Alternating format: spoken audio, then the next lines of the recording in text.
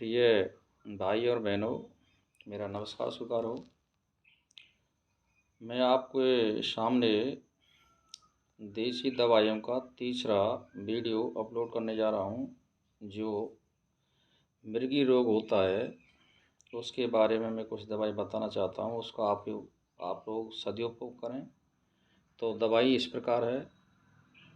एक बच नाम की बूटी होती है, जिसको आप पंसारी से कम 2 से 250 ग्राम ले आइए और उसका चूर्ण बना लीजिए और उसमें से लगभग 5 ग्राम सुबह शाम 5-5 ग्राम शहद के साथ उसको चाटें। और परहेज में आप दूध से चावल खाएं, चावल बनाएं और दूध के साथ खाएं।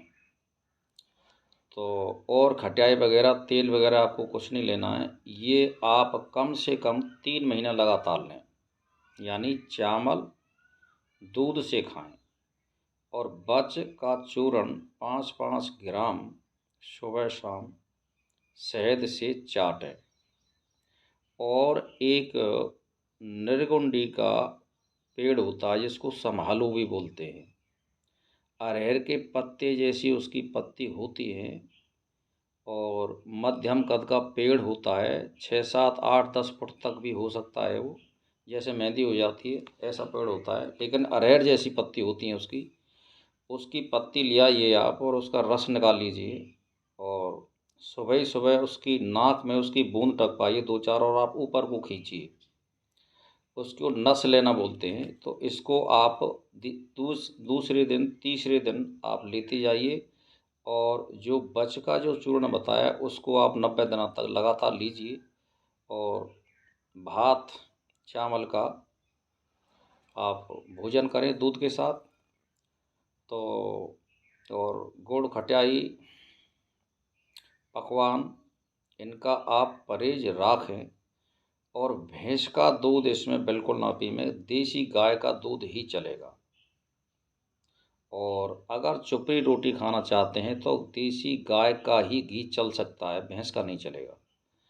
तो दूसरी बात यह है कि आप अपने पेट में कब्ज भी ना होने दें। तो मैं आपको दावा के साथ कहना चाहता हूँ कि आपका मृगी बिल्कुल सही हो जाएगा।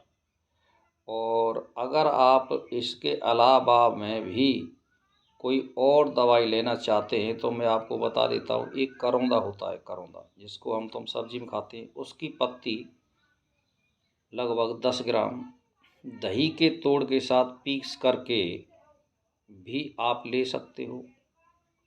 वो भी एक बहुत बढ़िया दवाई है। तीसरी दवाई इसमें एक पेठे की मिठाई बनती है जिसको कूस मांडा बोलते हैं। सफ़ेद सफ़ेद होता है, कोयला के बराबर ही होता है और वो गोल होता है। उसका रस भी आप पी सकते हैं। तो इन तीनों दवाइयों में से किसी का भी प्रयोग कर सकते हो आप, और कम से कम 90 दिनों तक आप इन दवाइयों को लें। और नस जो बताई है मैंने संभालू या निर्गुंड की, उसको आप इन तीनों दवाइयों के साथ ले सकते हो। तो आप निश्चय लें तो आपका मृगी का जो रोग है वो बिल्कुल सही और दुरुस्त हो जाएगा। ऐसा मेरा भगवान की कृपा से और मेरा आजमाया हुआ फार्मूला भी है, बिल्कुल सही हो जाएगा। प्रणाम।